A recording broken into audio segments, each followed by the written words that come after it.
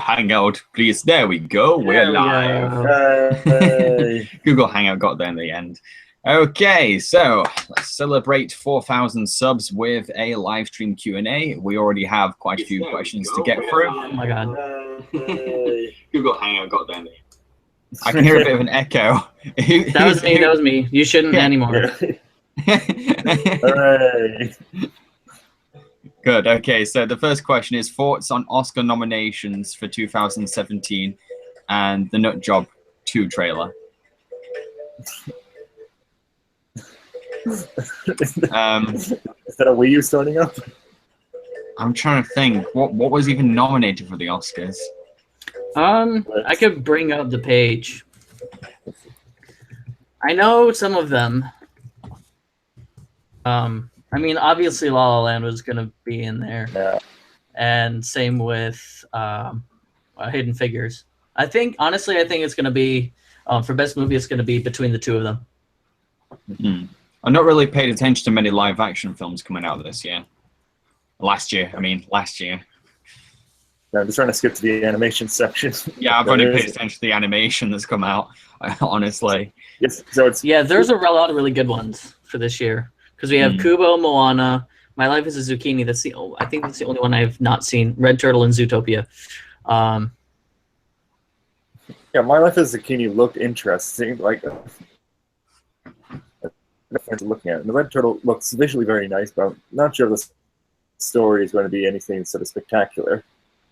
I don't know. No, all the other ones are pretty good movies. Zootopia's it's standard Disney fare. I'm distracted by things in my room. I want to say it's going to be between Moana and Zootopia, but Kubo is, I mean, I think Kubo does hold a candle, at least to Zootopia, if not Moana as well. But I don't know. I think it's going to be Moana. Yeah, I think it's definitely how it was taken in theaters right now, as it did like compare all the other movies on the list. So definitely between Moana or Zootopia. I like that better. Yeah, I'm thinking it's either going to be one of them, but that's because the Oscars are really predictable and they don't really give a shit about anything outside the mainstream. The Academy, there's notes from the Academy members making their decisions from 2014, and it is just shocking. They do not respect it whatsoever. Yeah, and like even people from Disney, like the head people of Disney, are like, "What the fuck are you doing?"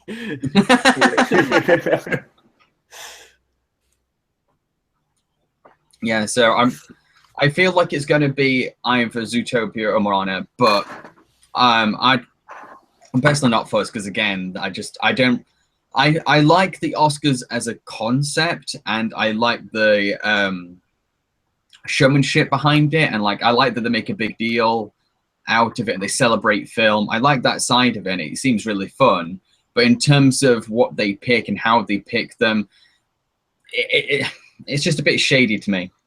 It's just a bit shady. Now that you mentioned it and framed it like that, I'm gonna put my money on Zootopia. I'm leaning heavily, yeah. Yeah, because that's been the bigger cash grab last year, and I mean, if this was a Tonys, then Moana would win by far. Yes, absolutely. Well, the thing is, I'm definitely leaning to Zootopia. Personally, I think it was just okay, and I don't think it deserves an Oscar. But yeah, the Oscars are predictable enough to make me think, yeah, Zootopia's probably going to win. Yeah, usually the one that makes the most money is the one that usually is because they can throw more money around to get the Oscars. Yeah, pretty much, yeah. And the other one was about Nut Job 2. I've not seen Nut Job 1, so I never really got his thoughts on that. I've seen the Nut Job, and that's going to be a Cartoon Corner review, and the Nut Job 2 trailer, which is basically Squirrel and Friends has to save the park from the greedy mayor who wants to bulldoze down and put in a theme park. So it's a environmental story again. Evil humans destroying nature. Right. So another question is, oh, by the way, Ian, have you got any thoughts on Nut Job 2? I have never seen anything about Nut Job 2, so Right. Okay, we can swiftly move on then. Yeah. So for Why Boy, what are your thoughts on the Emoji Movie trailer and Despicable Me 3 trailer? The Emoji Movie trailer is just there to like get conspiracy. That's why they just put in the meh face there. Just basically say the most bare minimum, so everyone can just continue to think, "Oh my god, that's the most stupidest movie I ever heard. It's going to be trash. Like, let's throw around a lot of negativity, so a lot of people talk about it." And that's why I hate that trailer. It's not doing it for like good merit or anything. It's just for controversy. Yeah, just that trailer. What do you think of the Despicable Me 3 trailer?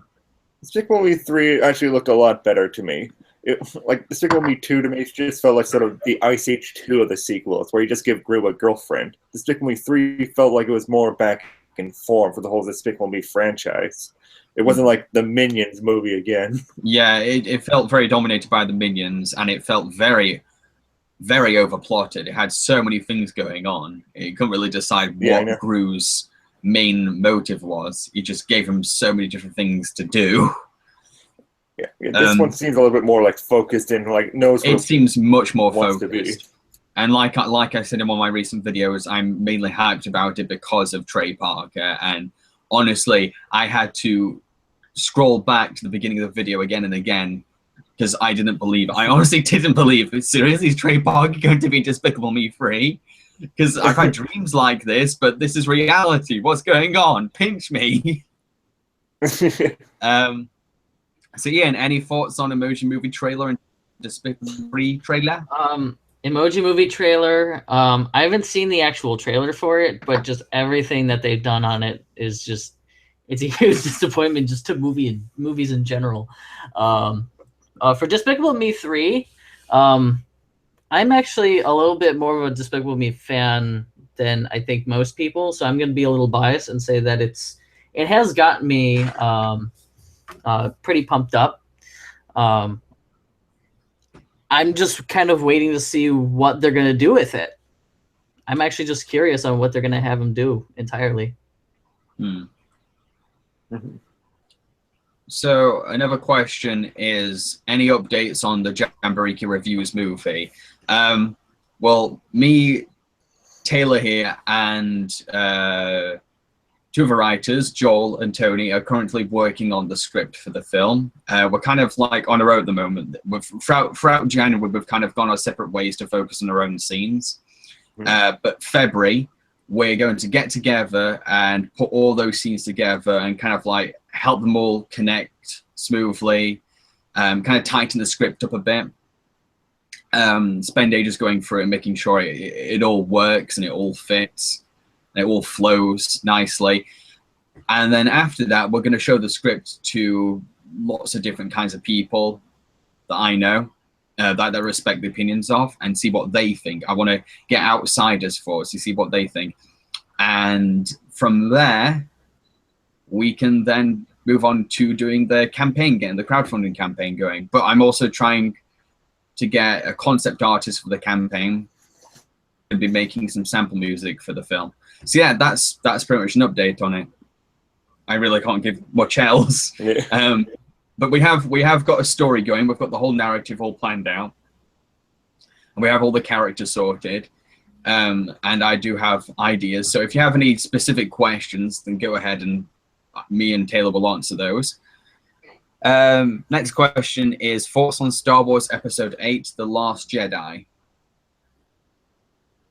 Don't really have any. I've never been a Star Wars fan, so I haven't watched any of the movies.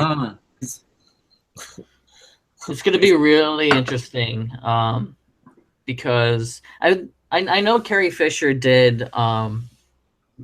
do all her scenes, so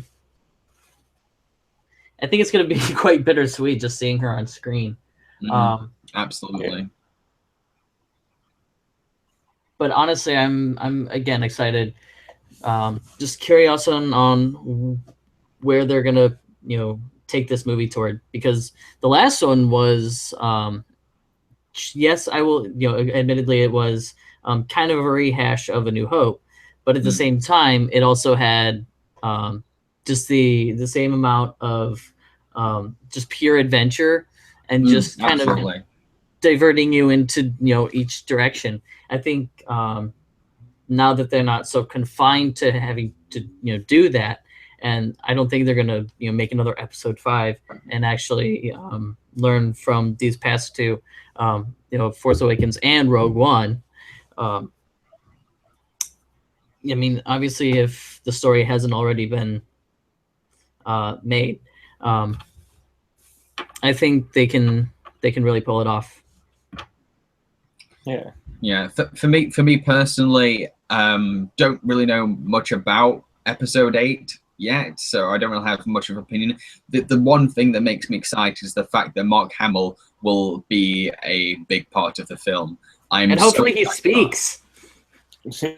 Unless he just stands at the edge of the cliff for the whole film, just staring. He just stares at Are every you going to character. train me yet, Luke?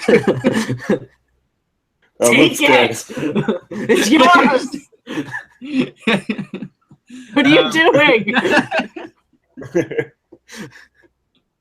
But yeah, because I really love Mark Hamill as an actor, and to see him getting a big mainstream role is just so satisfying to me. So yeah, that's one of the reasons I'm excited for 8 personally. That's the only thing I can be excited about. Another question is thoughts on the Clue movie with Tim Curry. I need to see it. I will see it. A lot of people have told me it's really good and really funny. I am the biggest Tim Curry fan on the planet, so I will get around to seeing it. Hopefully, I have to be in the right mood. I'm a very fussy movie watcher. I really am. There's a lot of films I've not seen because I've just not been in the mood. I have to feel like, yeah, this is the kind of film I want to sit down for an hour or two and watch. So you guys, any thoughts on Tim Curry's Clue? I've never seen it, but now that I know it's a thing, then I'm gonna have to check that out. Because I'm also a huge Tim Curry fan. I think the only thing that makes it weird to me is that it's based on the board game, but in the UK it's called Cluedo. So when you say Clue, it's kind of like, where's the dough? So and this is also not to be confused with the movie that they made for a version of the game, like the VHS game. This is like an actual production. Well, that's the thing. When I first saw the film's existence, I was like, "Oh, that looks like the board game Cluedo," and it's got a similar kind of title. Another question is favorite Carrie Fisher movie. I've not seen enough to really conclude my favorite. I'm trying to think off the top of my head. Can any of you guys think off the top of your head any non-Star Wars Carrie Fisher films? Blues Brothers. Blues Brothers. Yeah. And When Harry Met Sally. Yes, she's really good at When Harry Met Sally. Yeah, that was a good one. I would say Drop Dead Fred, but that film's awful. No. Oh, that's the top performance for her. Yeah. Pretending to beat up an invisible Rick Mail. Oh yeah. So yeah, for me, I'm probably going to go with When Harry Met Sally. In terms of non-Star Wars. Another question. Let's see. What do you think of the Boss Baby trailer? Meh. Yeah. To be honest, my biggest problem with the Boss Baby movie concept and the trailer is that it is basically the Wayne's Brother movie, Little Man. Yeah. It's essentially that. It's like, but done by DreamWorks, and the whole kind of baby who acts like an adult or baby who's really an adult has been done before so many times. You can think of like Herman in Who Framed Roger Rabbit and Stewie Griffin. So when I first saw it, I was like, well, so this is far from fresh. Yeah. So it just felt so familiar. Yeah. So I wasn't impressed, and it's probably cute and funny, but I don't think it's something that I'm gonna like, ooh, Boss Baby. It looks like a fake movie. It really does look like something taking the mick out of a generic rubbish animated film. So what do you guys think of Boss Baby's trailer? I feel like the executives just kind of looked at the Baby Godfather meme, where like this 1-year-old is pointing at the ground and just like, okay, we're just gonna make a movie off of that because people laugh at it. Yeah, Yeah. yeah. It does feel very memey. Yeah. Yeah, for me, I actually had to do a little bit more research because I like top 5 dreaded movies list that I did, and it's, like this movie's actually based off a children. It's basically just generic sort of looking trailer that I've ever seen. It's just like what you said, Jambareeqi. It's just basically every sort of like baby that's acting like a big grown up sort of thing story that you've ever seen. And it's just it's DreamWorks' traditional thing. They like with any sort of strange IP, like with Home and such, and everyone knows how nothing that was. Yeah, Home. Yeah. Oh, yeah. The thing is, like I've said, I am not saying anything about any DreamWorks film that's out already because you're going to have to wait until I release my top 5 best and worst DreamWorks animated films. So I want to keep it a surprise. I don't want to like say, oh, that film is so and so. I want it to be a surprise. You'll never know. You'll never know what's what and what I've chosen. But I still got a few to get through. Still got like I still have to watch the Shrek sequels, Wallace and Gromit, Curse of the Were-Rabbit, Monsters vs. Aliens. Yeah, I've got to get through a lot more. It's just finding the time. I'm really struggling to find time to watch anything at the moment. So another question is thoughts on the Nostalgia Critics review of Smurfs 2. I thought it was really funny. I really liked that one actually. He had a lot of good material to work with. Yeah, he had a lot of good material to work with, but at the same time, he made not only good points, but some really funny. He did actually legitimately make me laugh quite a few times. And my problem with NC a lot lately is that some of these reviews are quite hit and miss for many reasons. So it's rare for me to come across an episode that legitimately makes me consistently laugh all the way through. And I think Smurfs 2 was one of them. Mm-hmm. All right. And like, I like that he didn't saturate it with the presence of other actors and sketches. Yeah, he included them, but he did it in a good way. Much better with like the Alvin and the Chipmunks review, where he just everything about that just constantly interrupted by sketches or the actors that he's cast in his series, just all the way through. Just stop the review, let's focus on this, and it makes for a very messy review. And I know what he's going for with that review, but it just doesn't work for me. Yeah, I was feeling the same sort of way. Like I did like this. It felt a lot more focused. It wasn't making me laugh all the way through, but I did Malcolm's character. I thought that was like the funniest joke in the whole. Bill was like so going, good. Bill, I think most of my laughs just come from Bill. Come on, Bill. I knew you. Yeah. He's like, Bill, what the fuck? I thought I knew you. That was good, yeah. Yeah. That was a good ending joke. Right, okay, another question is thoughts on Sing. I'm seeing it tomorrow. I have not seen it either. I really want to, but I don't have any money until Tuesday. So I really want to see it. It looks amazing. Yeah, it looks like a lot of fun. See, I'm a little on the fence. On the one hand, I'm excited because it's directed by Garth Jennings, who directed one of my top 10 favorite films ever, Son of Rambo. But at the same time, what frustrates me is that most of the trailer just seems to be, hey, look how many famous pop songs we're referencing. Yeah. Isn't it funny that these talking CGI animals are singing pop songs that you know? And it's like, that just seems to be it. But the thing that does appeal to me is the idea of looking at singers' passions.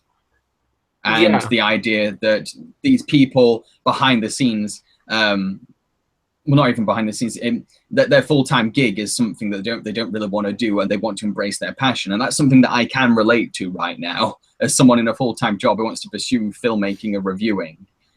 So there's something there, but at the same time, I'm kind of hesitant because of past experiences.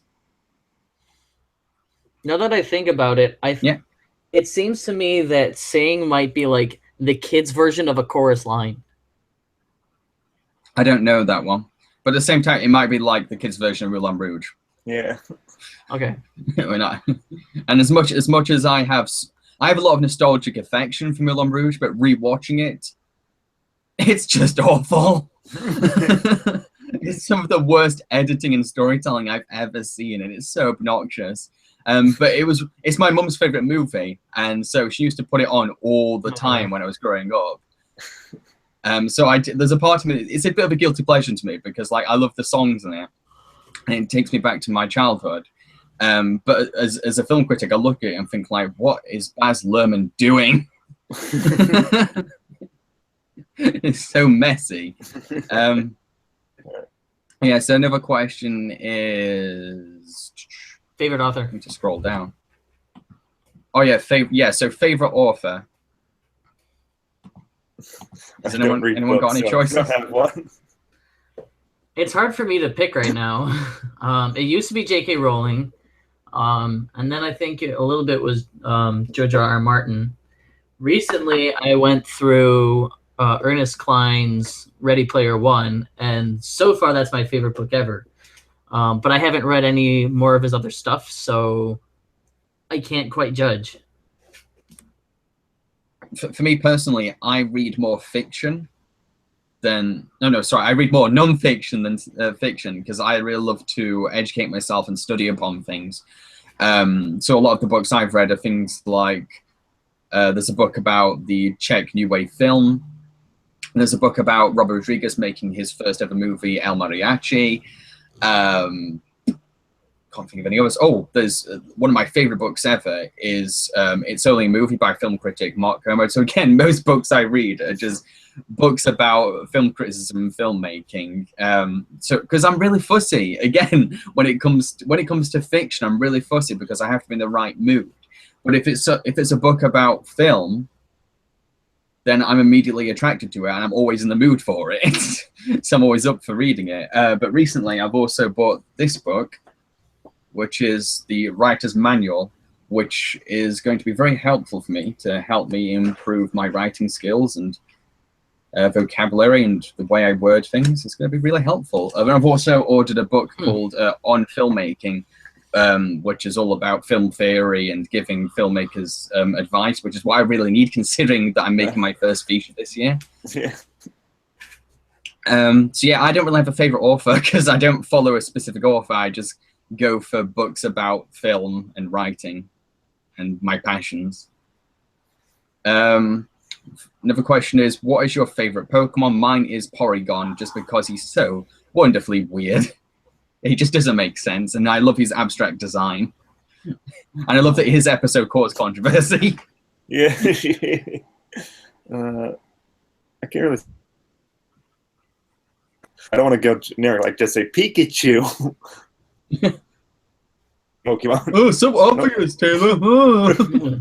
Is that the only Pokemon that you know? Pikachu's a cute little mouse thing. I don't want to choose any of the starter ones, but I don't really know any of the other ones.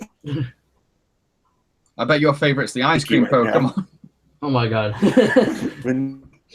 Neil, can't get any. Normally, I would go with Meowth. Like that's my like heartbeat reaction because of just because of how they did him in the anime, and you know, kind of Maddie's legacy through that. And I know he's not like the strongest, but I mean, there's something that's kind of this weird connection that I have with Meowth. I can see that, yeah. Because he's a strong character. He's got a strong personality. Yeah.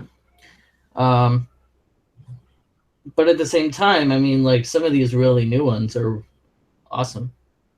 Like really awesome. But at the same time, some of them are just hilarious. Oh yeah, like the ice cream Pokemon and the turtle with a tree on its shell. And I'm talking about like Sun and Moon Pokemon.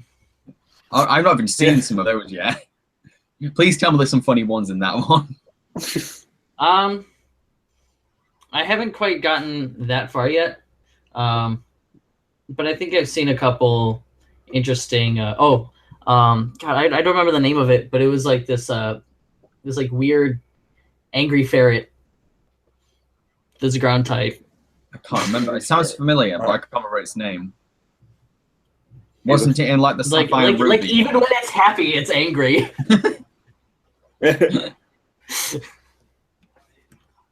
So another question is for me. It's whereabouts in the UK are you from? I am located in Sheffield. I live in a pub in the kind of like the outskirts of Sheffield. So yeah, I'm from Sheffield. But I was born in... outside of your house. I didn't say which pub. they're gonna find out which pub and they stare inside your window. No, don't say that. Try and get up to my... I live in the attic of the pub, so they can have to climb up and peek in my window. You're gonna find that one person staring in there. Don't scare me. Just looking through and going, review Prince of Egypt. I already did that one.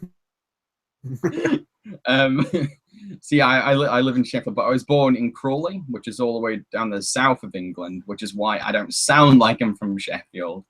And my mum, she was born in Epsom, and she's really posh, which is why I've got like a lot of my accent sounds very posh, mainly because of her. But then my nana is even posher. She sounds like the Queen. It's like as the generations go on, they sound posher. So another question. Thought on Funko Pop line of South Park. I'm a huge South Park fan, as you know, but I'm kind of like, okay with Funko Pop. I'm not like a huge fan. I think they're kind of cute. I do own one. I own Steven Universe Funko Pop. Yeah, so I own this. Yeah, I don't know. I never got into Funko Pop guys. It just sort of loses all their cuteness as you see their black soul. Well, that was a gift from my friends Callie and Jamie, so I really appreciate that one. It means a lot to me. Yeah. And like they knew I was a big Steven Universe fan. That one. So I don't really have a strong feeling about it. I've not even seen the designs for the sound versions yet. So, have you guys seen them? No. Okay, moving on. Of the look of Ratchet and Clank's animation. If you mean the movie, I've actually reviewed the Ratchet and Clank movie for Review Week recently, and like I said in that review, the animation is pretty underwhelming. It's a really underwhelming, underplayed style of animation, yet it tries Duck Dodger's style of like comedy. Yeah. Because it's so scared to be a bit more flexible and embrace it. It just wants to be very simple, by the book kind of animation. So yeah, it didn't really impress me, and it's one of the many reasons why that film was so crap. yeah, it's really just underwhelming. I watched the movie myself. I watched it with my boyfriend and such, and we both enjoyed it for what it was. It's very like very bone sort of comedy, and just very manipulative sort of comedy, like how some of the villains have cell phones and such. Just sort of like, wow, this was written by a bunch of like 50-year-old white guys in a room. Where's my can opener? Bottle opener, sorry. Well, find it. You're making noise. Well, I've got 8 drinks to get through. It's been a long week. I don't know what stage I'm going to be in by midnight, but I'm probably going to like watch this live stream back and be like, oh dear. Oh dear, delete. Too late for that. You've now got a gif of yourself all over the YouTube. Yeah. Just you projectile vomiting on screen. With like a neon cat. Help me. Dubstep remix. Right, so another question is for Y Boy, thoughts on Ice Age 5? I'm really caught up on my Ice Age. Like I stopped after Ice Age 3 because it's just sort of like becoming that movie where you just get a gimmick for the movie and that's the movie right there. Get get a girlfriend, or pirates, so forth. It just sort of becomes totally uninteresting to like really keep up with. So I don't really have any thoughts on Ice Age 5. I may do movies like down the line because I really liked Ice Age 1. Just it's where the sequel just became like cash grabbing crap. Yeah, I've really not kept up with the action films since 2. After 2, I just gave up because I hated those rodents so much. They were so annoying. And then, like, I caught bits of like Dawn of the Dinosaur, and I was like, I'm not watching these films again. Yes, I'm done. Unless it gets like unless it wins a poll or it gets a Patreon request, I'm not touching the Ice Age sequels.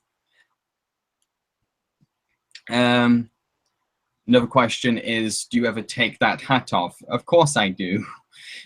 Just outside the channel when I'm not filming, I do take it off. But I tend to wear it when my hair looks horrible. Oh, Ian's come on camera. Hooray! Yeah, my mic fell, and I was trying like hell to like get things back up and running, but there was no use. So I just switched computers. Right. Okay. So the other question is, what do you think of the second teaser trailer for Cars 3? The thing is,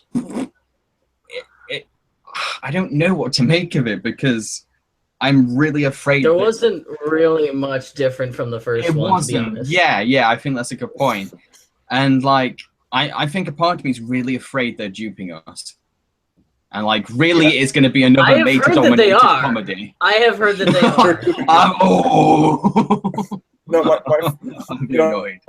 my partner Nero's sister actually saw a preview of the whole movie, and it's basically just it's the same Cars plot. It's basically old Lightning McQueen teaching a young mechanic to basically win the race and all that. It's that sort of story. It's not the car flipping and all that bullshit. Yeah, and everyone thought it'd be like a story of redemption. Nope.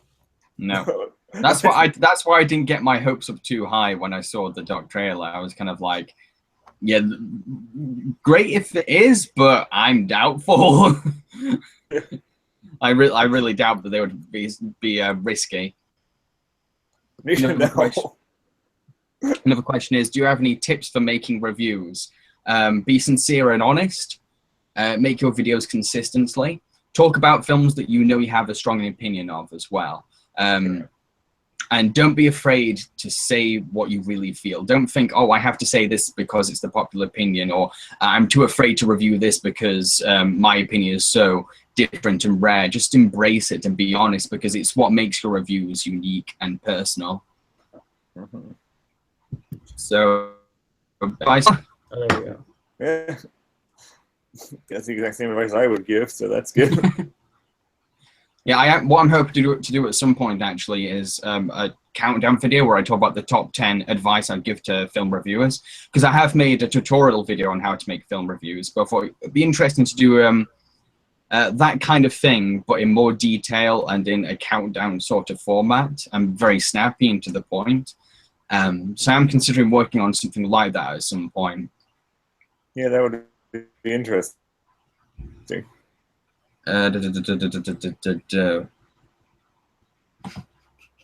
What do you think of A Bug's Life? It's all right. I think a lot of people do hype it up just because it's an early Pixar film. It's okay. It's nothing special. It's nothing remarkable. It's a cutesy movie about bugs, and I think that's one of the things that kind of makes me a bit more about it, is because it's so twee and sugary sweet, and it's a bit corny and cheesy, and it's lacking that edge and personality that the Toy Story films had. Yeah, it's just sort of one of those movies that's just sort of disappeared from my memory. Like I haven't seen it in so long, and I don't remember anything about it now. I remember that was the movie that I first got afraid of Kevin Spacey. Why is Yeah, that? I'll admit that I like the voice act. The voice acting is pretty good. I do like the voice acting. So another question. What movie joke never gets old? Okay, so I'm going to pick the vomiting scene in Team America. Okay. Every time. When I first saw it as a kid, that's when I found it the funniest. And I was watching it with my brother at our neighbor's house, and like my stomach was hurting, and we were both on the floor rolling about. I love not only how long it goes on for, but the way it looks. I love that by the end of it, it looks like it's a hose coming out. It just looks great. I think that's one of those things that definitely makes me laugh a lot. But I'm also going to choose the scene in Lilo and Stitch, which is what I'm going to be reviewing next on my channel. Yeah, that's going to be the next episode of Jambareeqi Reviews for this month. The scene where Stitch interacts with the blender, every time I burst out laughing uncontrollably, because it's just the timing is perfect. The setup and the payoff is just so effective. It's just, I love these kind of, it's a bit curious and observant. And you look at it, like, ooh. And then it's just this really aggressive, it gets frustrated at it. I love it. I love that scene so much. So which would you guys say? Let's see. I'm gonna say this is a joke. It's more like an entire segment. But I'm gonna say Uncle Fucka from Bigger Longer Uncut. Yeah. I mean, you could play that 100 times, and I will still be dancing all over the place. Here's the thing, right? Me and my friend Miranda actually tried to do the South Park movie drinking game. We got to Uncle Fucker and we stopped because we thought we were going to kill ourselves from drowning. We kept choking. Yeah. It was insane. So we go, fucker. No. It was madness. Makes me sick. I might do it again. See if we can get all the way through the film. Damn, I can't really think of a joke. I'm really just laughing at it because I'm just usually that sort of person that just sort of watches the movie a bunch of times and I just sort of like flatline on it. Just like, yeah, that's still funny to me, but I'm not laughing like first time. So maybe I'm cold and dead inside. Right. Okay. So another question is, do you have any thoughts on Ants? I've not seen it in ages. And like I said, I'm not going to be talking about any DreamWorks animated films because I want to keep my choices from my countdown a surprise. So you'll just have to wait. Yeah. Have you guys seen Ants?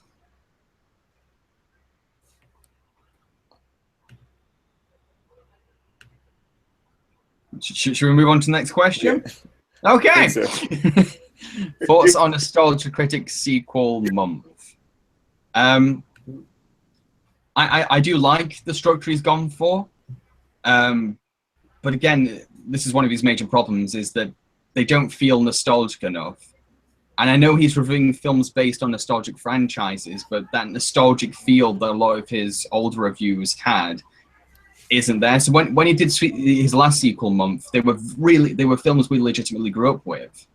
Yeah. And it was interesting revisiting them and seeing, oh yeah, those are terrible spin-offs, those are really bad sequels. Yeah.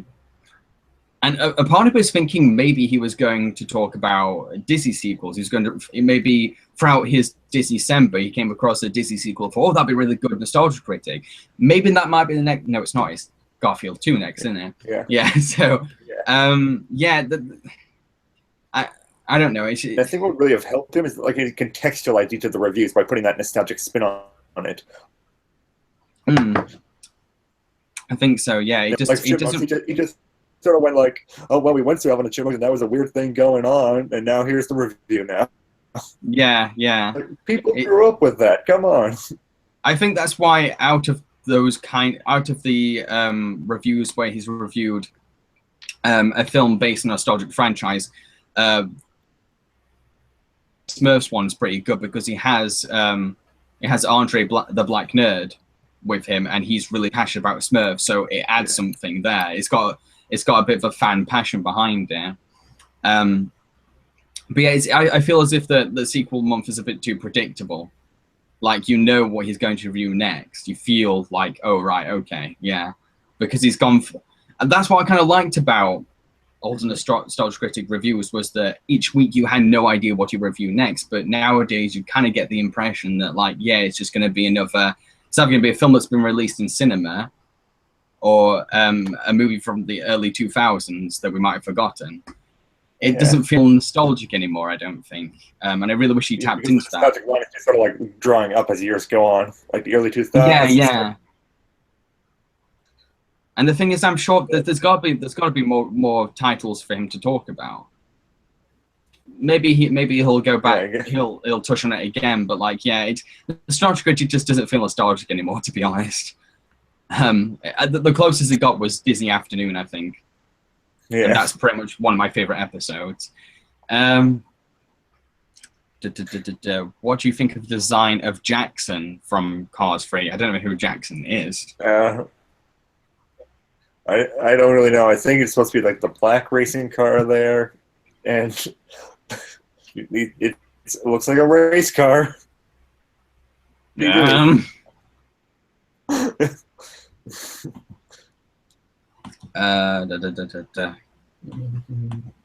For Why Boy, thoughts on Cars 3 trailer? We've already talked about the Cars 3 trailer.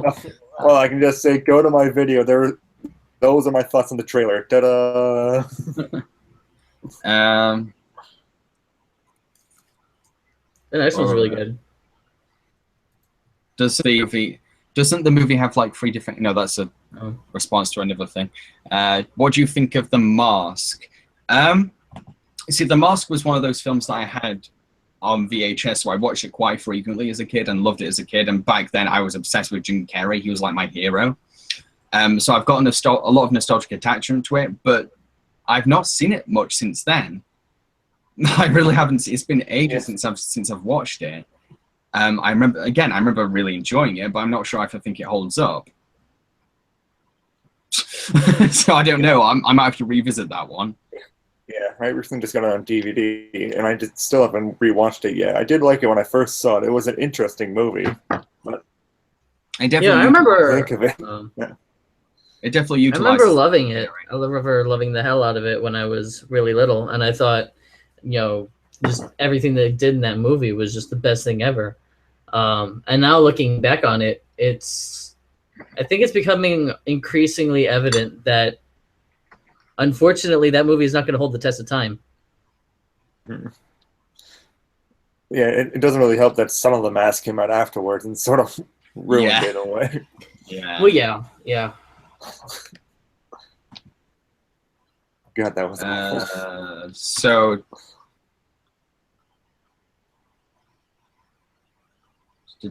what do you think of the character animation in Pixar's Cars? Okay, so this is something I've wanted to discuss before. And it's something I've touched upon before in my Cars Life reviews when I've discussed the animation. I think Pixar's Cars isn't much better, really, because it doesn't embrace the principles of animation, and it lets the cars. They think, right, okay, we've got cars, we can't really do much with them except maybe make their faces quite expressive and make them drive around. But the thing is, you can make them flexible. You can make them really expressive physically. There's done it before. Yeah, with I think it's Susie the Car, Disney Susie the Car. With Ichabod and Mr. Toad, and with the car in Who Framed Roger Rabbit as well. That was really it's possible. I think they're really restraining what they could do with the cars in it, and because of that, a lot of the visuals and the animation is kind of underwhelming. Yeah. And this is coming from someone who liked the first Cars film. Another question is, thoughts on Spider-Man Homecoming trailer? I'm not again. Cool. I like I've said before, I'm not a huge superhero kind of guy, so I don't really get that into many superhero franchises. And I did enjoy Sam Raimi's Spider-Man movies; they're fun popcorn entertainment to me. But I've not really kept up with the Marvel Universe too much. I've not even seen Civil War, so yeah, I don't have much to really say about Homecoming. Yeah. And any of you guys got something to say about Spider-Man Homecoming? It was pretty cool to me. I haven't seen anything past the first ones, but I mean, anything with Spider-Man I can go for, honestly. Yeah, superhero movies are just sort of the movies that I go ask me. It's not a movie genre that I just go like, oh, I got to see the latest Thor and all that. I'm kind of like that. Plus, my problem with a lot of superhero films is that they just, yeah. My problem with a lot of superhero films is that they take themselves way too seriously, which is why I enjoyed the first Avengers, which also helps me to segue to the next question, which is thoughts on Guardians of the Galaxy Volume 2 trailer. Now, like I said in my review of the first Guardians of the Galaxy, I really enjoy superhero movies that embrace how silly they are inherently.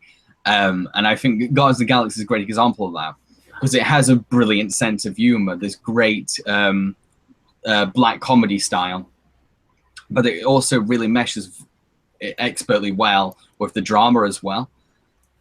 And I'm really excited about Guardians of the Galaxy Volume 2, and I think it's probably one of the only live-action films coming out that I'm excited about, because it actually looks really fun and really hilarious. And there's a lot of jokes in the trailer that I think, like, yeah, there's a lot of comedy potential there. So yeah, I'm excited for Guardians of the Galaxy Volume 2. Same. It's one of the few trailers that I have gone out of my way just to search it up in YouTube and just watch it and repeat it. I love that Groot is a baby all the way through in this one. There's so much to work, which means Rocket has to play babysitter. It's fucking hilarious. I love it. There's like I said, there's so much potential for this sequel. There's so many things they can do with it, and especially now that the characters have developed this strong bond, you can develop their teamwork more and their friendship more, and take their relationship to new places. So yeah, I'm very excited for that one. Okay, so the next one is, what do you think of Zootopia's animation? I'm not sure really. It serves its purpose, I guess. It does what it needs to do. It's not the kind of animation that I could applaud, and it's also not the kind of animation. But at the same time, it's not awful animation. It's doing what it needs to do. I guess it's possible. It's fine. But you can tell that the film is wanting to be a bit more. It's a bit like Ratchet. It's wanting to be a bit crazy, but it's kind of holding its flexibility back a bit. It is superb. The dramatic acting in Zootopia's animation is really good, especially with like those quite subdued moments between Nick and those moments are really well handled animation wise. I totally agree that just sort of Disney's brand of animation, like yeah, after a while, unless they like really push for like the biggest things like the snow effects and Frozen all day. Oh my god, this sort of thing.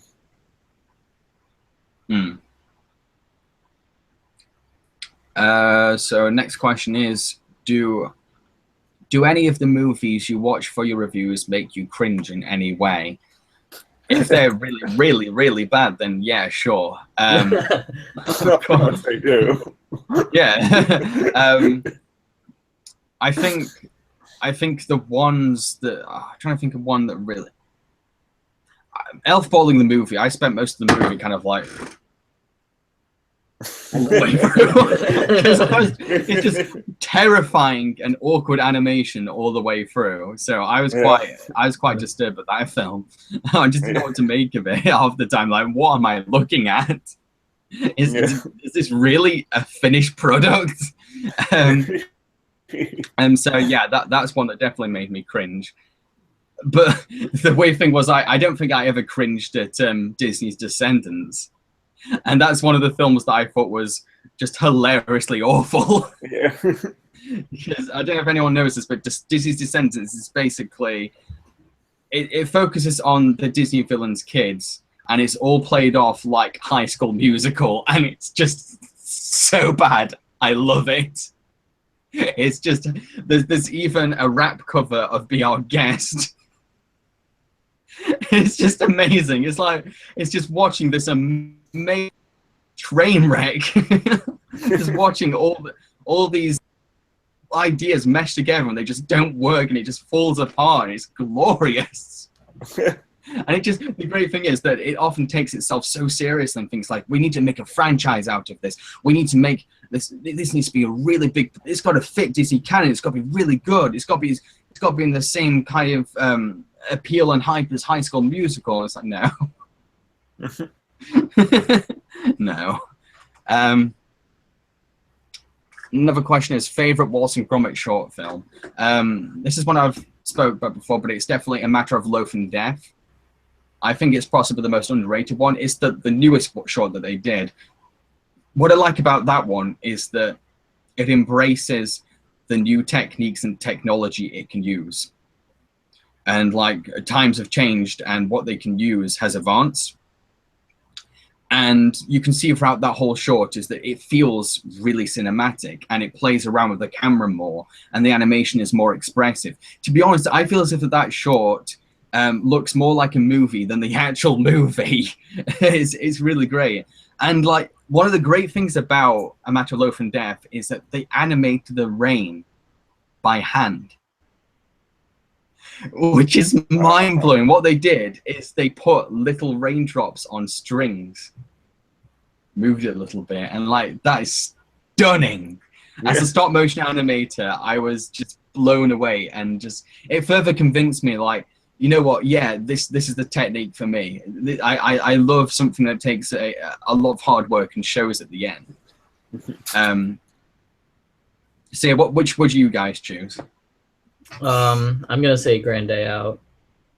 I mean, it's a very simple story, but the way that they do it is, it's one of those stories that you could just watch again and again, and you know, things are still interesting. You can still feel the same way for the characters, and honestly, I love the cooker character. It's one of my favorites.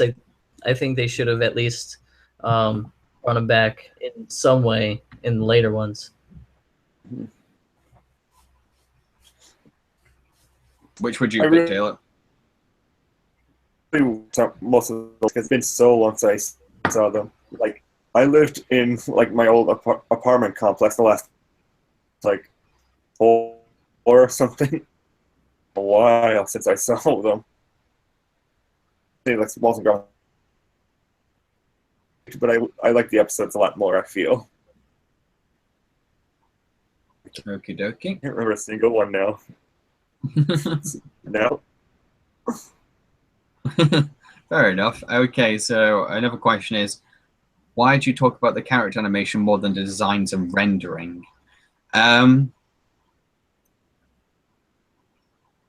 In what sense?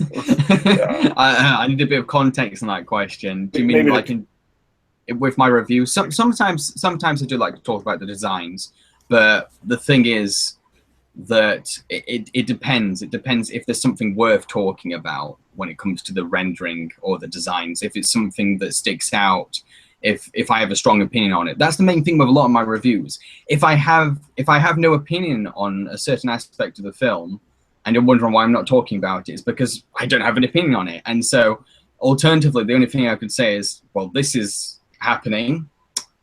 It exists in the film.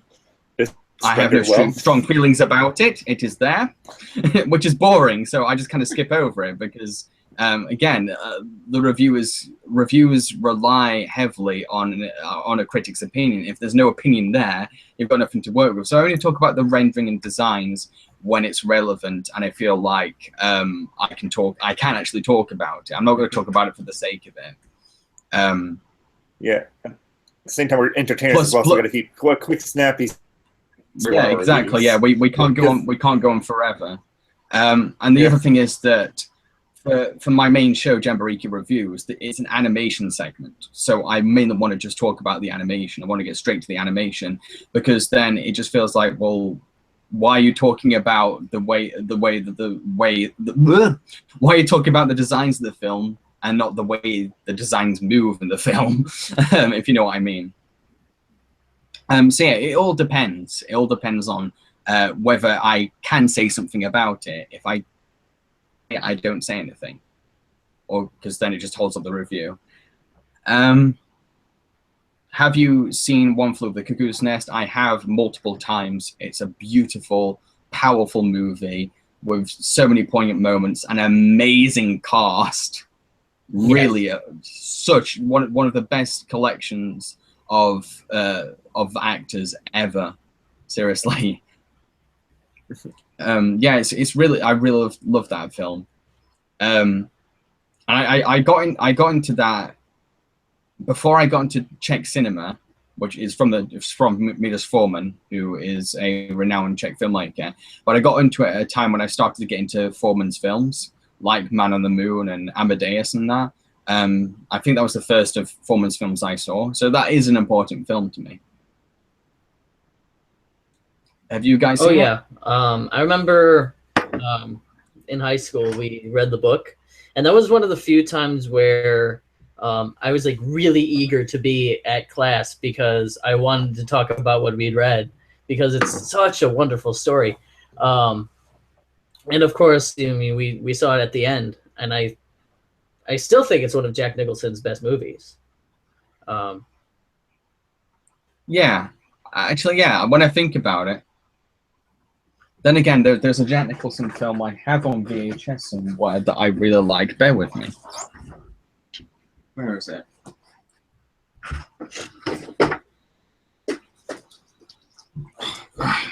It's not in great condition, as you can see. As good as it gets. It's a really good romantic film where he plays a complete asshole, but he's so funny in it. I mean, that's a lot of his movies. Yeah, he is just a funny ass. But I think it's a great example of what he can do and how his persona can be utilized in a film. And it's also got Yardley Smith in it, the voice of Lisa Simpson. Oh, nice. Yeah, well, it's directed by James L. Brooks, the co-developer and producer of The Simpsons. See, I am hoping to do a video on my VHS collection. I've got a load of VHSs. And basically what happened was when I was moving out of my parents' house, my dad said to me, because it was difficult to move everything out, he said, look, you can only keep 30 VHS tapes. So I want to do a video about the 30 VHS tapes that I kept and why I kept them. And here's one thing. Here's one thing that I kept Batman and Robin. So this is going to speak volumes, and I'll explain why in that video. It's a really interesting collection. I don't pick them because of quality. So yeah, where were we? Oh yeah, Jack Nicholson. That's what I'm like, though. I've got the attention span of a goldfish. I really cannot pay attention to what I'm discussing. Wait, is this a live stream? Yeah. Anyway. Another question is thoughts on Rogue One. Not seen it yet. Oh, okay. Okay, you're gonna need to. Oh man.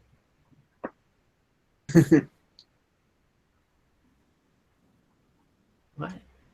I'll get round to it. It's just things to do with Star Wars outside the main films. Because I just don't. It's just like I'm a fan of the Star Wars original canon films. Those are the films that I'm into. I'm not that enthusiastic about the series to explore the entire universe. and see it outside of those characters that I've grown up with and grown to love. Mm-hmm. So have you guys got any thoughts on Rogue One? Yeah, I'm going to say that I've seen it twice, and I've seen it said before, and I'm going to repeat what they've said. It's better each time you watch it. I mean, there was a part toward the end. I'm not going to mention it because it's one of those things you really actually have to see. But the feelings that I had, before then were like multiplied by 5. The second time it was. Yeah, go see it. I probably will get around to it at some point, but it's not one of those films that I'm kind of like, ooh, about. I'm like, I'll get to it. You're gonna watch it and you're gonna be like, why did I think that? That's what I was like for Steven Universe. Before I saw it, I was like, I'll get to it, and then I finally saw it, and I was like, why did you take so long? Yeah.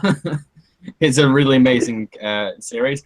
So another question is for me, Jambareeqi, why are you a Tim Curry fan? Why wouldn't you be a Tim Curry fan? No.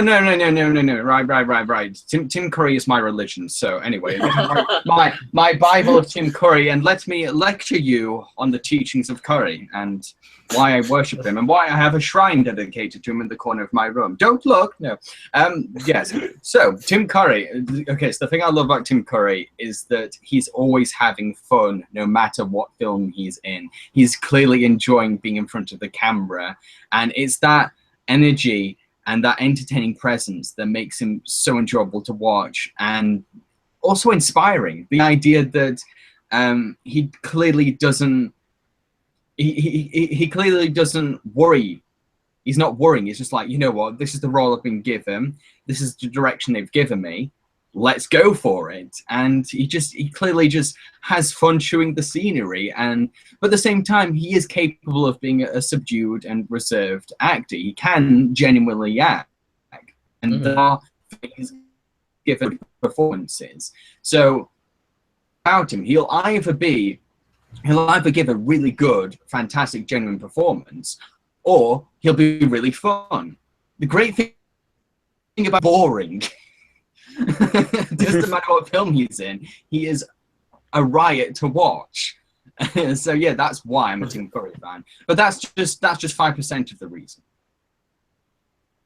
But yeah, so I am hoping to cast him as a narrator in the Jambareeqi Reviews movie, if I can find a way and if he's interested, because I'm such a big fan of him. So I want the Jambareeqi Reviews movie to be very personal.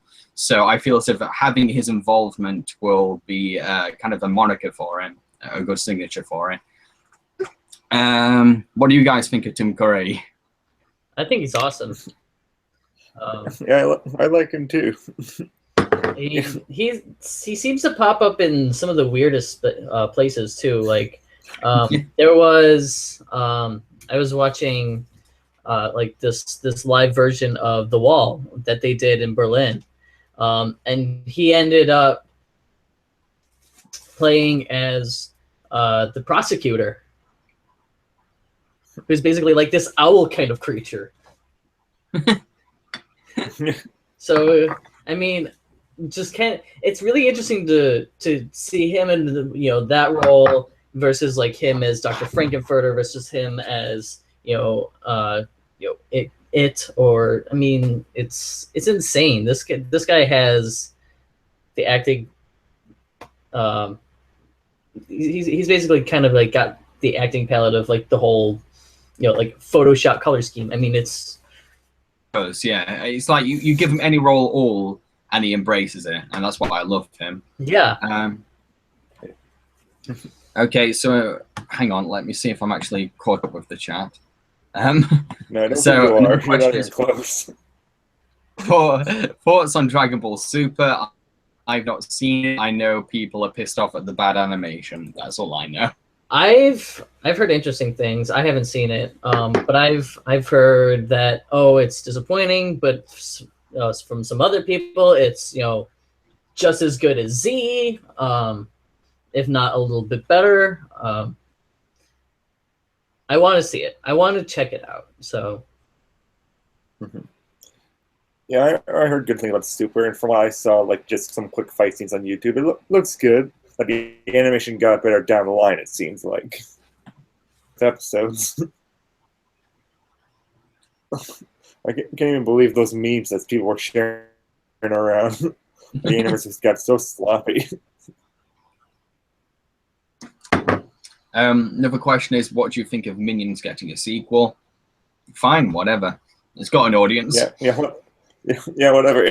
It made some amount of money. It wouldn't make sense to not make a sequel. Yeah, I'm not surprised. I'm not surprised it's going to happen. Plus, I was one of those rare people that kind of liked the Minions movie. I thought it was cute. It made me laugh a few times. Bob was bloody adorable. Yeah. So yeah, I was fine with the Minions movie. I didn't think it was one of the worst things ever. I just thought it was like, oh, that was nice and cute. Yeah. But it was one of the worst cinema experiences. Yeah. Because I was sat next to a kid that didn't know what the word "still" meant. Like, as if his parents said, "If you ever pause for 1 second, I will smack the back of your head." Seriously, because it was like, and then he would like recite lines from the film 2 seconds later. Can we have a private screening for just internet critics? But at the same time, that there's been screenings that I've loved because there's no one at all there. And the best one was when I saw SpongeBob Sponge Out of Water. I was the only person there because everyone was at school. Nice. It was amazing. I just sat there with my popcorn. Only person in the entire cinema like this. Those are my favorite screenings completely. That's my. It was just so good. I was like, that projector up there, it's for me. Yeah. That was great. Yeah. So another question is, have you ever seen the anime Monster Musume? I know of it, and I'm sick of its trailer playing on Crunchyroll constantly. I think it's like the only trailer on Crunchyroll. Which one is that again? Was it the Monster Girlfriends one? Yeah, it is that one, yeah. Okay. Yeah. Yeah, I have no interest in seeing it whatsoever. It is not my cup of tea. I don't get the idea of fetishizing half women, half animals. I'm not into bestiality, I'm afraid. So I don't get it. Girl, half snake. Yeah, it just goes straight over my head. There's seriously people out there who are like, I want this. I want my woman to have spider legs. Yeah, like, okay, if it floats your boat, if it floats your boat, fine, but it's not my cup of tea, and I'm not going to be one of those people that's going to be like, oh yes, this is the fan service I asked for. More than anything, I was just like, well, this is anime. Yeah. Well, that's the thing. When you've seen enough anime, like you just kind of like scroll past it, like right, okay, Monster Girls. Yeah, there's like 50 of Mecha, these. Slice of Life. Yes. I think that mainly got attention because of the body pillow it did for the snake. I think that the only reason they got famous because of the snake body pillow. Okay. Yeah. So yeah, moving on. Yeah. What do you think of Unfriended? I've not seen it, but I've seen loads of reviews of it, and it doesn't really look great, to be honest. I heard it was good. The idea of setting an entire film on Skype is interesting on paper, but to actually see it, I can't imagine it working. And I can't imagine it being a timeless film either. Yeah, definitely not a timeless one. As soon as something better than Skype comes around, it's going to be complicated like that. Yeah, I've no thoughts really. Ian, any thoughts on Unfriended? I want to see it because I've heard some of our friends say that it was pretty good. I remember watching the trailer for it, and that was really freaky. But yeah, I haven't seen it, so. Okay. Thoughts on Lego Batman movie? Like I said in my recent video, top five anticipated animated movies of 2017. It is one of the second. It's probably the second highest in terms of my excitement for animated films coming out this year. It looks theme from Lego Movie. I mean, I don't see why this is going to tank. And I can't imagine it. I mean, the trailer shows so much comedic potential. There's loads of strong jokes in there, and Will Arnett is just hilarious as Batman. And the comedic timing is just on point. It's so slick. It's so slick, and like I'm just so excited for it. And like I've said before, I am one of those people that prefers the silly version of Batman. My favorite Batman is Adam West Batman, so I'm not interested in the brooding, serious man dressed as Bat. No. I can't take that seriously. I find that boring. So I like a Batman that's kind of a bit more self-aware, and a bit not afraid to embrace how silly it really is. Yeah. So yeah, I'm really excited for that one. I think out of all the superhero films coming out, that's the one I'm most excited about. Yeah, it's coming up soon. Yeah. It's in the UK. It's coming out, I think, 14th of February. Or 28th, I can't remember, February time. Yeah, it's around February. I know it's basically around the 14th here, something like that. On Valentine's Day. Aww. That thing's more romantic than a guy in a bat costume. Here, have some flowers. Oh my god, you should totally do that. You should go with your boyfriend to go and see the film, dressed as Batman and Robin. I'll keep the mask on the whole time. Oh my god, please do it, and please take pictures. Right, okay.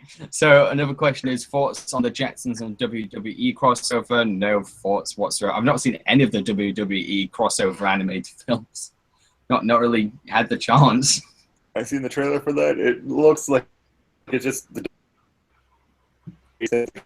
as far as possible, because that's the only way you can be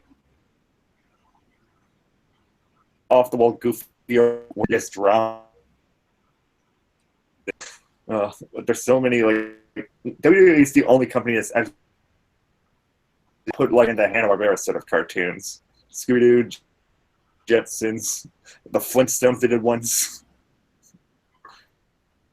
Yeah. Yeah, I'm meh about that because I've not even seen the trailer. Anyway, so which movie do you like more, Spirited Away or Godzilla 1954? I'm gonna go with Spirited Away because it's more poignant to me, and there's a lot more things in it that speak to me personally, and I feel like it has more room for it's got more room for me to think in terms of after I've watched the film and when I'm watching the film even. Not to say the original Godzilla is bad or anything. I really did love it, but my only problem with it is that I don't remember any of the human scenes. I really don't remember anything that happened with the humans. I just remember those really iconic shots of Godzilla destroying things and appearing above that hill. And maybe it's because it was a long time ago that I watched it, but I just mainly remember the really cool puppetry. So which would you choose? I haven't seen the 1954 version of Godzilla. I've seen the recent one, and that was really cool. So I'm gonna have to go Spirited Away because, I mean, I've seen it and it's really good. I'm right there with you. I haven't seen Godzilla, the original Godzilla, the new Godzilla. So Spirited Away.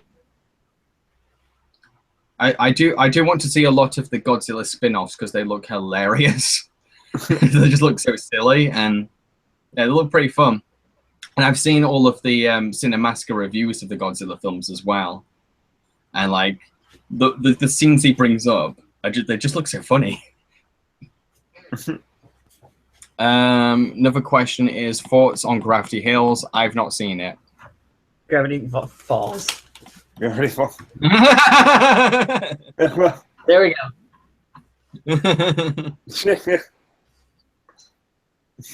It's definitely one of the better shows. Yeah. I think Steven Universe naturally has kind of pushed forward in front of it, but it's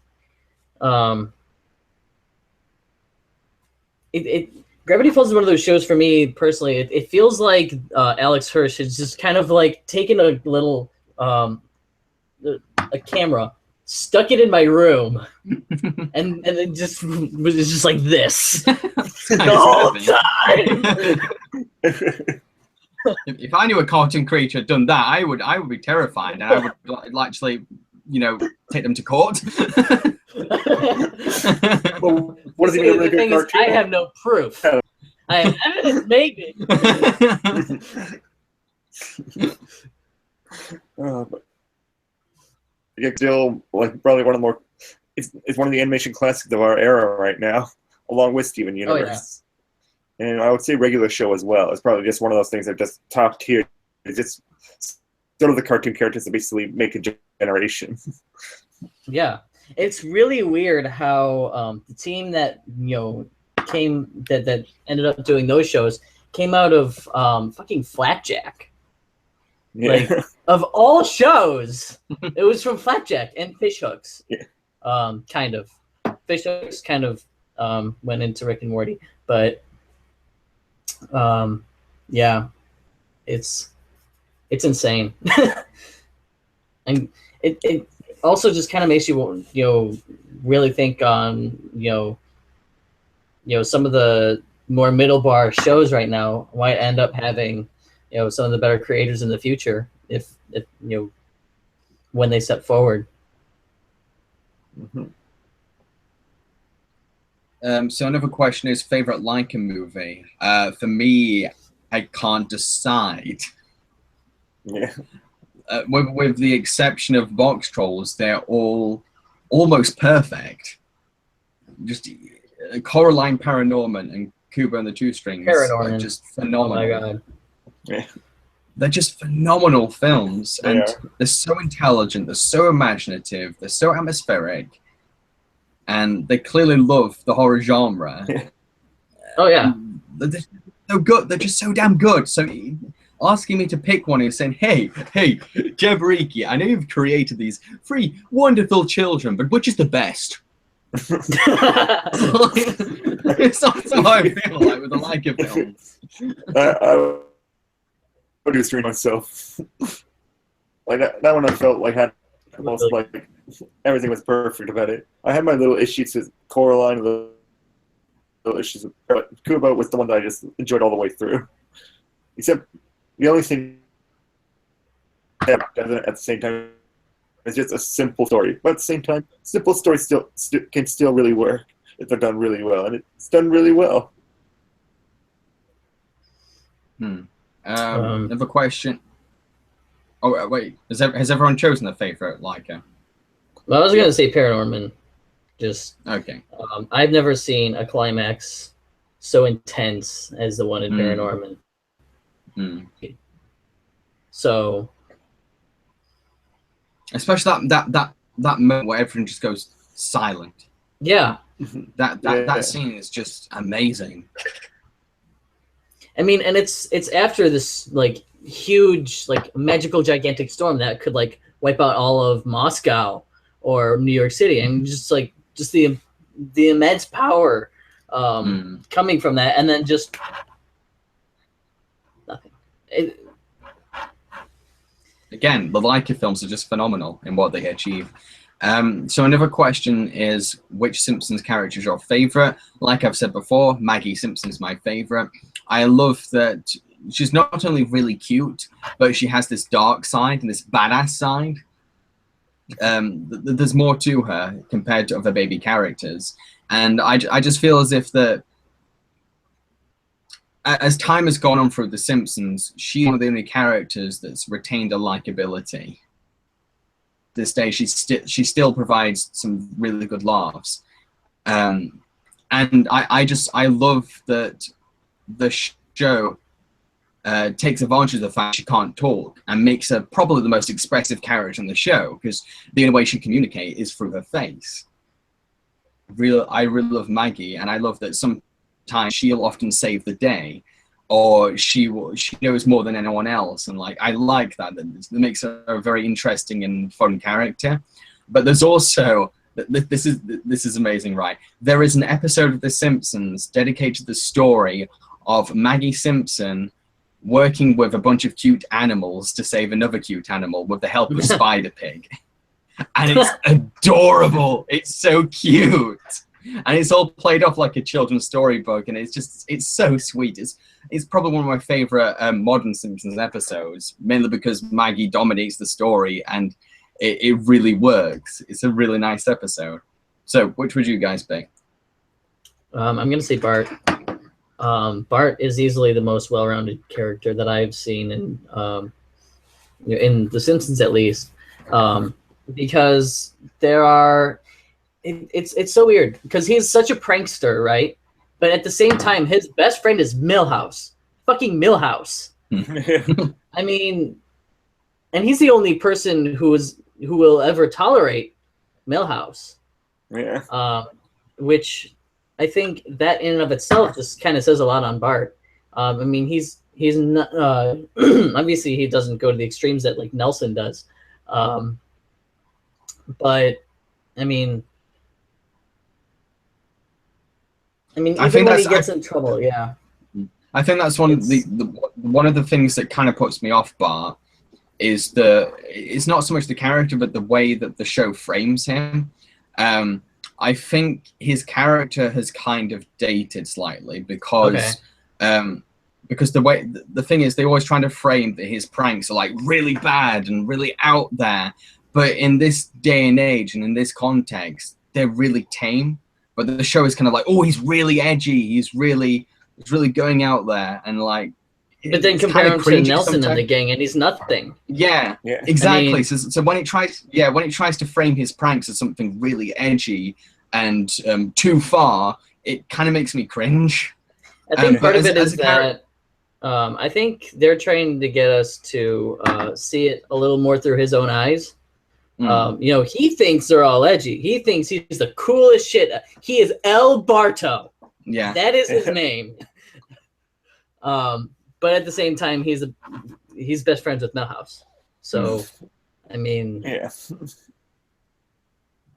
who would you pick, Taylor? Just Bart as well, like more in the early seasons Bart, because he did have more of the opportunity to like show more character to him, like with Miss Krabappel and all that. Like as I talked about in my top 10 teachers special, like he was the one that basically had a more human side to him, unlike with Marge, who Minnie, Homer, who was dumb. And Maggie, who also had a lot of expression to her, but she couldn't really do much at the time. Bart was the one that was allowed to actually have a lot more of a character, be able to interact more intellectually with other people. He was always my favorite one. Cool. Okay, so another question is about pub grub. Okay, so they're asking about pub food at the place that I live. So for those of you who just joined the stream or don't even know, I live on top of a pub. And someone's just asking about... If you want to peer into his window, he's on the attic floor. No, okay. So basically, downstairs right now, there are people drinking. And yes, they do serve pub food. It's a different kind of food each day, though. Sometimes it's curry, sometimes it's chip butties. There's all sorts of different food all the time. But sometimes I only really have it when I'm going down there for a drink or to join the film quiz, to be honest. So yeah, that's my answer to that question. Another question is thoughts on Simpsons season 29 and 30. I haven't seen it, so I don't think I've seen it either. I can't remember which one that is. And I've watched a lot of episodes. Really, that's the problem with a lot of the modern episodes, is that when you see them, you can't remember which season they're roughly from, because they all seem the same. With a lot of episodes that are in specific seasons between like 1 and 14, you do get a feeling of whereabouts they could be. But with a lot of the new ones, you're kind of like, wow, just know it's new. What do you think of Cars 2's animation? It's same as my thoughts on Cars 1's animation. It doesn't really embrace the flexibility and principles of animation, and it seems to accept that maybe it's hindered by its characters being cars, and doesn't think, oh, okay, we can make them more rubber, we can make them more flexible. So yeah, same opinion, really. I think we're like halfway through the chat. You can do it. Thoughts on regular show series finale? Not seen the regular show.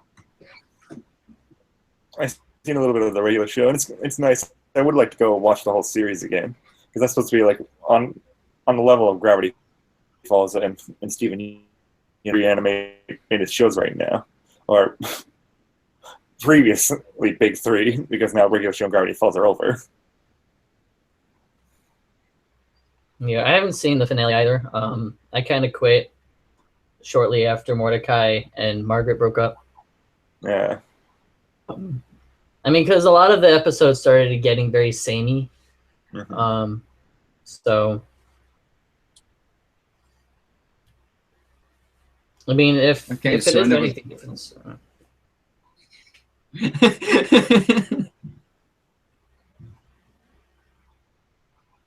Anything else to say about regular show? Not really. Okay. So another question is thoughts on the Simpsons episode "There's No Disgrace Like Home." Let me try to pull that up. It's well, the thing with that episode, I'm trying to remember. I think it's the one where Homer is fed up with the family and wants the family to act more mature. The problem with that episode is, and it's a problem with a lot of season 1 episodes, is that it doesn't seem to know what it wants to be, and a lot of the characters seem out of character in that episode. Especially Homer, because Homer even goes as far as getting rid of the TV to make the family more sensible and more down to earth and less crazy. And Marge is really mature as well, and like it just doesn't make sense. It's when you look back in it, it's like, wait, these seem really out of character. Even Lisa is way more childish than what she would end up being developed into. But at the same time, it does have some classic moments, like the scene where they go to see Dr. Monroe and they're all tied to those chairs and they've got the power to electrocute each other. That's a classic scene. So it's a hit or miss kind of episode, like a lot of season 1 episodes for me. And now I remember it. I thought it was a series premiere, but no, that's supposed to be that Christmas episode now. Yeah, that's Roasting an Open Fire. Yeah.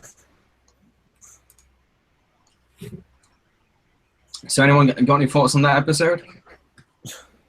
I don't think I've seen it, so. Hang on, I need to get where am I in the chat? Okay, favorite modern SpongeBob episode. Again, this is probably like the 5th time I've said this. I don't know which ones are new. I don't watch the episodes chronologically. I catch them on TV now and again, or I get them on DVD in a bumper collection. I don't look at it and think, oh, that's from a specific season. So I can't tell which are modern and which are old, really. And the thing with a lot of SpongeBob episodes is the animation quality has often stayed the same.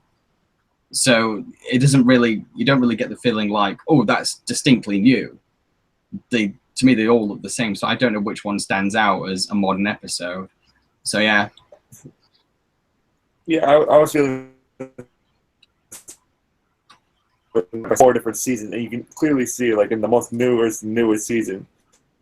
Yeah. Being aligned, and those are like newer seasons. Getting past the movie is the new SpongeBob, when like the series creator left the show, so it went off on its own thing.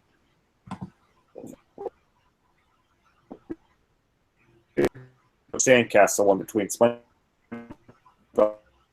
building contest or something. That was actually a lot like classic SpongeBob, so that's why I like that. So yeah, anyone got any other thoughts on modern SpongeBob? I'm kind of in the middle. So favorite live action Nick shows. I can't really remember any, except for. I remember Lizzie McGuire. That's about it. That was Disney. Oh, that might be Disney. Wow. Okay. Nick. No. Oh, Drake and Josh. Oh yeah. Yeah, then I'll say Drake and Josh too.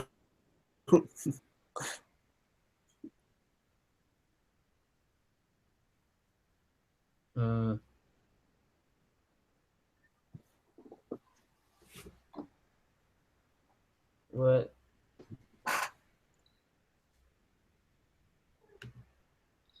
James? What's up with this? Yeah. I can hear you. Yeah, maybe I don't see James anymore. Yeah, same. Like I just clicked on the thing and totally blank. Yeah.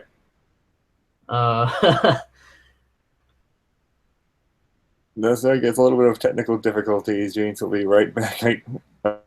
We hope. Did he say that? Yeah, I'm just gonna check out the next questions. Yeah, let's see. Thoughts on high-end action figures for the adult marketing, like rope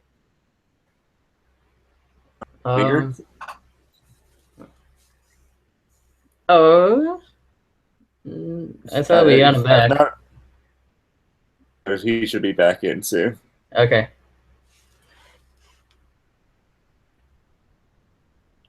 What's he trying to get? I'm just trying to settle to the next question.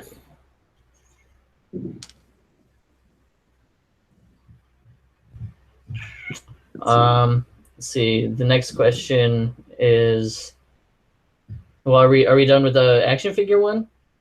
Yeah, I have nothing to say on the action figure one. Okay. I never even heard of Same that. here. The next one is thoughts on the Fairly Odd Parents being moved to Nicktoons.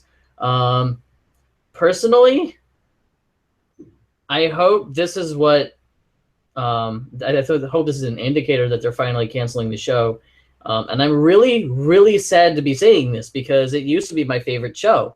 I mean, for over a decade, it's been my absolute favorite show.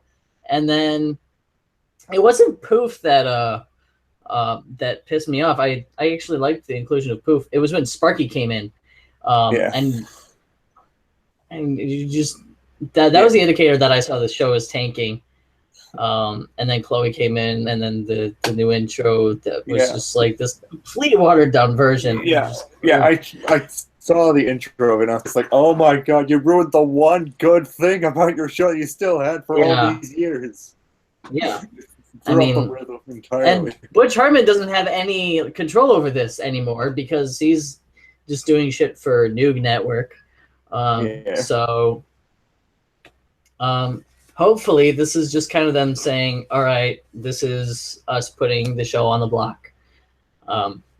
If I want to research, basically every show that ends up on the Nicktoons sort of thing is basically that just means now show button, that sort of thing. Yeah. So yeah, finally.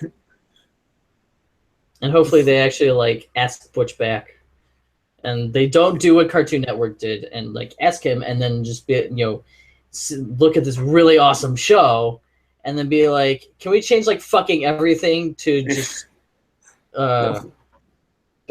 Okay. Yeah, I could have an entire rant about that.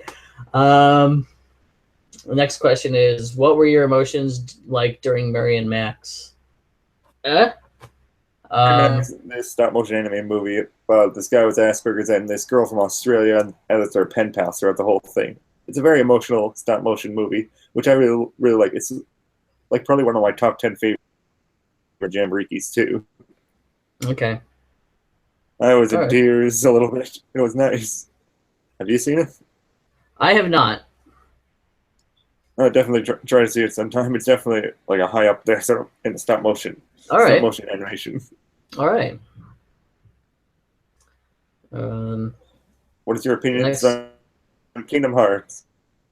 Kingdom Hearts. I want to start from the beginning. I have Dream Drop, but yeah, that's way down the line. That is like the almost literal sequel to Kingdom Hearts 2.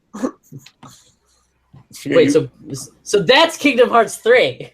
Yeah, it basically is Kingdom Hearts 3. Because you need to know that story before you play Kingdom Hearts 3. You literally need to play that game, or you won't understand it at all. Yeah, see, I've wanted a PlayStation for a while, and the only reason I don't have one right now with me is because Tony has one. So, yeah. So hopefully my internet died. Yeah. Just out of the blue. We thought something went wrong. Where are we on the questions? I really don't know what's going on. Kingdom Hearts. Where is that in the Answering them chat? while you're away. Just go up slowly. Okay, I'll read them out. Well, just give us your opinion on Kingdom Hearts if you have any. I'm just gonna try and find where I am first. My chat, the way I can see the chat, it's only starting from a question about the upcoming Power Rangers film. What? I think that's a little bit down. Okay. Sure. I'm just trying to see. All right. I mean, I guess I could announce the questions. Yeah, you do it. Okay. Me or Ian can do that. So yeah. Actually, first, Kubla